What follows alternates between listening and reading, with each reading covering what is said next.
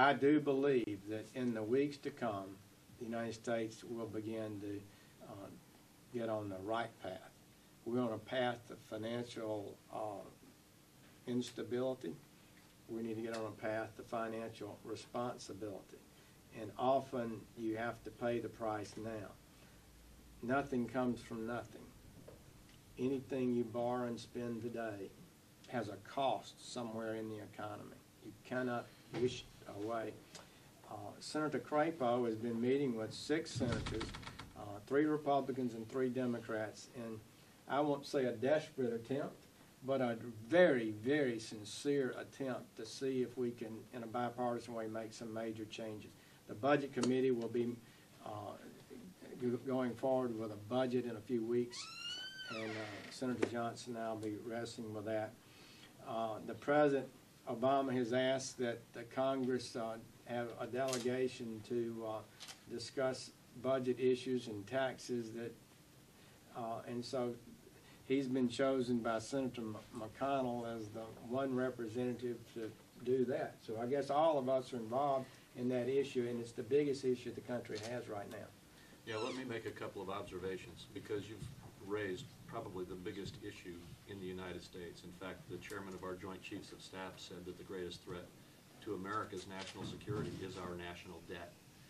Just a few short years ago, our national debt was $7 trillion, which was totally out of hand. Today it's $14 trillion, and it's expected to double in the next decade if we don't change our patterns in the United States. And I agree with Senator Sessions that you have approached it right here in terms of your financial issues in Latvia, and that is you have reduced your spending and reduced your consumption rather than trying to spend your way through it. The United States, frankly, did the opposite. We have tried to spend ourselves into prosperity, and it has generated greater debt without solving the problem in the long term. Your question was, what do we have some policies that we were going to pursue to deal with it? I wish I could say that we had those policies adopted, enacted into law, and in place to deal with it. We are not there yet. However, we have some significant processes underway right now. And the bottom line is that in the near future, we are going to have to deal with our debt, and it's going to have to deal with every aspect of it. On the one hand, we have got to control spending. We have stopped the excessive spending in this Congress, and we are now building forward on a program of reducing our budget. But that includes all parts of the budget. Every single part of our budget will have to be evaluated and controlled. I personally also believe that on the revenue side, one of the important parts of the solution needs to ultimately be a very comprehensive reform of our tax code. I didn't say raising taxes because I don't believe raising taxes is the solution, but I'm talking about reform of our tax code to make our tax code much more competitive globally and to make it much less complex and easier and less expensive to comply with, which will generate significant economic growth and enable us on that side of the equation to have a stronger impact on reducing our debt. The bottom line is we have to take very, very strong efforts right now, and the impact of the decisions we make will be not just in the United States, it will be across the world, as were the impacts of the decisions that you made here. I'd like to add, taking a look at the larger picture here, I'm an accountant by training, so I think ratios matter. And over the last 50 years, government spending in the U.S. as a percentage of our gross domestic product has averaged somewhere around 20%. Over the last couple of years, we've increased that to 25%. Now, as somebody coming from the private sector, again, I think it's the private sector that drives an economy, not the government. So one of the solutions being discussed is capping federal spending over time at about that 20% level. Get us back to a 50-year historical average. To me, that makes sense. And just if you're an individual, if you're a family, you have spending problems, you have debt problems, you cut up that credit card, or you at least put a limit on it. And I think that's one of the solutions, is to cap overall spending. And then that will force the politicians in Washington to start prioritizing spending, living within our means. And so again, I think ratios are extremely important, and let's face it, it's kind of one of the struggles you have between a free market, capitalist type society and a more socialist system. It's the size of government, and again, as being a conservative, fiscal conservative, I think as small as you can get government, the smaller you can get government, the better. This, at the risk of saying too much about one subject, this is the key question that the United States faces right now, so I'm going to add one other thing. You'll be reading in the future about the debt ceiling. There is a point at which the authority from Congress to borrow money will be exceeded. This debt ceiling of $14+ trillion.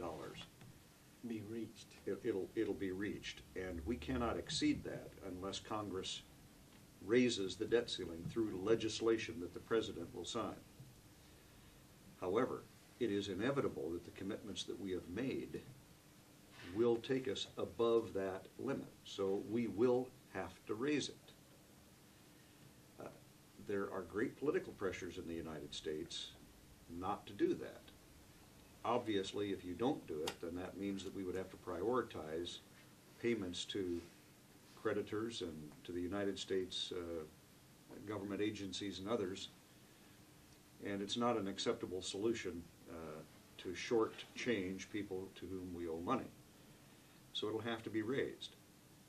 The question is when. Probably sometime in around the 1st of July is the time that we will hit that debt ceiling.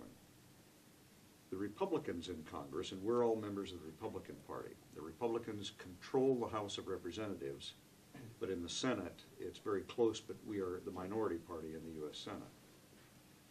The Republicans in Congress want to use that debt ceiling as the opportunity to put into law the kind of future restraints on spending that Senator Johnson talked about, where we'll have some limits. We won't spend more than a certain amount in any given year, that kind of thing. Those kind of limits are not accepted as much by the members of the Democratic Party. And so there is a big political fight brewing in the United States. You will read about it, and you will have at least heard us talk about it. We're hopeful that this debt ceiling debate will create the pressure to pass legislation to constrain spending in the future that will be binding, and that then the debt ceiling can be raised. But until then, we want to keep that pressure up. That will be a very big issue played out over the course of the next 60 days or so in the U.S. government.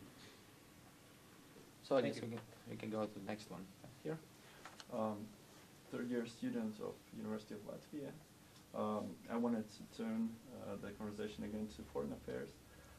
What is your attitude and opinion about giving Latvia a special status on exporting or transferring its goods to the troops in Afghanistan? Like now we are just like transition route, but there is some I don't know debate going on about giving Latvia special status to transfer or to export its goods, like its own goods, to the troops in Afghanistan.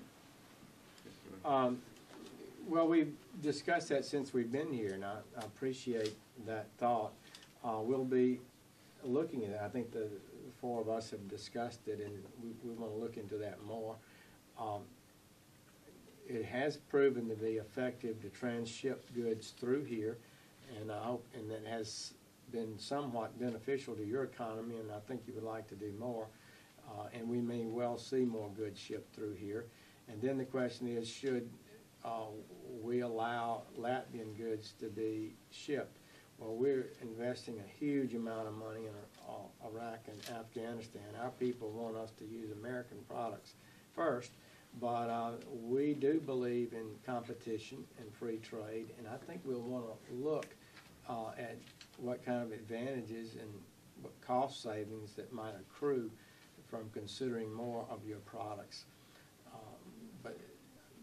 In other words, we could pass the law. We could add Latvia to the list of countries that have the preference, but the Latvian products would still have to compete to be the ones that would be purchased and then transshipped. Okay, the next one. There at the end. Yeah, Mohammed Zahn, Ministry of Finance. I have a question regarding the situation in Libya. The Economist recently published an article in which it was highly critical about Pentagon's African Command Center, and it was said that American generals were quite happy to hand control over to NATO troops, guarantees a no-fly zone, And the question is, the situation in Libya still is quite unstable, and it's driving the oil prices in the world up.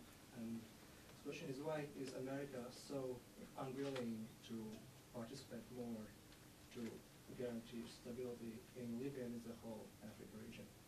Thanks. Could I, before trying to answer that, could I ask you all a question, or maybe two questions? Okay. If you don't mind, if you wouldn't be embarrassed to raise your hand. Do you think that NATO countries and the United States should have intervened much more quickly to allow the Libyan rebels to consolidate their gains on the ground, not just to protect people from being harmed, but to actually help the Libyan forces to gain control of as much of the country as they could? The rebels. The rebels. How many of you believe that that would have been a good idea for NATO and the United States to have intervened more strongly and more quickly? I'm not in favor, because that would have set a precedent.